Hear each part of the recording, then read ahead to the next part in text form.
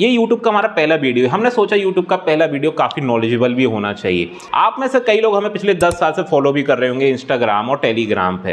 लोगों की काफ़ी डिमांड आती थी कि सर ETF के बारे में थोड़ी नॉलेज दे दीजिए। आखिर ETF या म्यूचुअल फंड में से कौन बेस्ट है, किस में हमें इन्वेस्ट करने से ज़्यादा मुनाफा मिलेगा। तो आज हम इस वीडियो में आखिर देख ही लेते हैं कि ETF होता क्या है। ETF को बोला जाता है एक्सचेंज ट्रेडेड फंड। आखिर ये होते क्या है। मान लीजिए मुझे निफ्टी में पैसा लगाना है, निफ्टी 26,000 से 22,000 आ गया। मुझे किसी शेयर में, स्पेसिफिक शेयर में बात ही नहीं करनी, मुझे उसमें लगाना ही नहीं है क्योंकि मुझे इतनी रिस्क लेनी ही नहीं है। जहाँ तक निफ्टी 50 के shares long term sale generation में हैं और मुझे पता ही नहीं है कौन सा शेयर कल उठ के ऊपर आ जाएगा, तो मेरे लिए अब एक माध्यम रह जाता है ETF। तो ETF में हमेशा वही पैसा लगाया जाता है जो लंप सम में आप पे लगाने के लिए तैयार हो। लंप सम का मतलब क्या है, ये आपका बैंक की FD हो सकती है, बैंक की सेविंग हो सकती है, या पहले का आपका पैसा जो उठा के आपने रखा हो वही एक शॉट में लगाया जाता है। और ये तभी लगाया जाता है जब मार्केट आपकी कम से कम 25-30% डाउन हो, ETF भी ऊपर से 25-30% डाउन हो, तभी आपको उसका फायदा होगा। अगर आप ETF में SIP करने की सोच रहे हैं या फिर आप सोच रहे हैं कि मैं थोड़ा थोड़ा करके लगाऊंगा, तो मतलब आपको ETF की नॉलेज नहीं है। आपको सिर्फ और सिर्फ लमसम पैसा लगाना है, ज़्यादा से ज़्यादा 2 ट्रांचेस में पैसा लगाना है। मान लीजिए मैं बिगेस्ट सपोर्ट पे लगा रहा हूँ 21,800 पे और मैं पूरा लमसम एक 10 लाख रुपए लगा रहा हूँ, क्योंकि इसमें बहुत सेफली गिरेगा, रोज 1-2% बढ़ेगा और गिरेगा, ना बढ़ेगा ना गिरेगा 10% शेयर की तरह।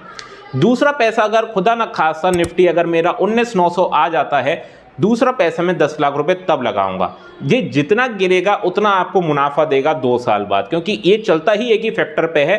ऊपर से जितनी गिरावट आएगी फिर लाइफ टाइम हाई आएगा, तो उसका बीच का जो गैप हुआ वही आपका मुनाफा है।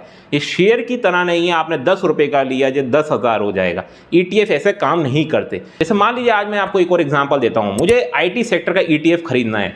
IT सेक्टर में मान लीजिए 30-40 शेयर हैं, उनका जो एक एवरेज बना, जो ETF बना, मैं उसमें पैसा लगाऊंगा। 40-50% वो ऊपर से डाउन है, मतलब ये आपका बढ़ेगा ही बढ़ेगा, अगले 2-3 साल में लाइफ हाई मारेगा, उससे ऊपर भी जाएगा, क्योंकि एक एवरेज इंडेक्स हो गया। और मुझे पता नहीं कल को कौन सा शेयर भाग जाए, क्योंकि मेरा TCS भी लॉन्ग टर्म सेल जनरेशन में है। इसमें जितना गिरेगा वही आपका मुनाफा है। अगर मेरा 50 गया है, अगर वो 30 आ रहा है, अगर मेरा 25 भी आ रहा है, तो मैं इसमें पैसा लगाऊंगा, इसमें डरूंगा नहीं, क्योंकि ये 1-2 साल बाद लाइफ हाई पे ही मिलेगा। इसमें आपको छोटा छोटा पैसा नहीं लगाना। छोटा पैसा आप लगाते हैं तो आप डायरेक्ट म्यूचुअल फंड में लगाइए, डायरेक्ट शेयर में लगाइए, क्योंकि देखिए शेयर मार्केट ऐसी चीज नहीं है जहां आप 2-2 हज़ार 3-3 हज़ार लगाएं और आप दूसरों के पोर्टफोलियो जो करोड़ में बना रहे हैं पैसा, उनसे आप प्रेरित होकर आप इंतजार करें कि ये मेरा 2-4 हज़ार 2 करोड़ हो जाएगा। ऐसा नहीं होने वाला। वो जमाना गया जब हैवेल्स 10 रुपए पे लिस्ट हुआ था, वो जमाना गया जब पे इंडस्ट्री 10 रुपए पे था। आज वो सब 20-30 हज़ार के अगर हैं, वो चीज़ अब आप एक्सपेक्ट नहीं कर सकते कि 20 हज़ार वाला शेयर अब मेरा 20 लाख हो जाएगा। तो आप भी थोड़ी नॉलेज रखिए कि अब आपके 2-3 हज़ार काम नहीं आने वाले। या तो ETF में पैसा निवेश करें, जो भी आपका बैंक का FD का अच्छा पैसा है आप निवेश कर सकते हैं, इसमें कोई रिस्क नहीं होती, कैसी भी रिस्क नहीं होती। हाँ, अगर आप 5-10% ही मार्केट में गिरावट आई है या फिर जब बहुत जंप मार गया जब बाय कर रहे हैं, तो आपकी रिस्क कह लीजिए थोड़ी बढ़ गई, क्योंकि आपको नीचे आपको 20% दिखाएगा, लेकिन आपने जब भी ETF में पैसा लगाया वो आपको 2 साल बाद उसके ऊपर ही मिलेगा। आप इसको म्यूचुअल फंड से कंपैरिजन ना करें, आप इसको शेयर मार्केट से कंपैरिजन ना करें। ना ही ये शेयर्स हैं, ना ही आपके म्यूचुअल फंड हैं। म्यूचुअल फंड 20-30% गिर जाएंगे, फिर उसका ड्रॉ डाउन पूरा करने में उन्हें 3 साल लग जाते हैं।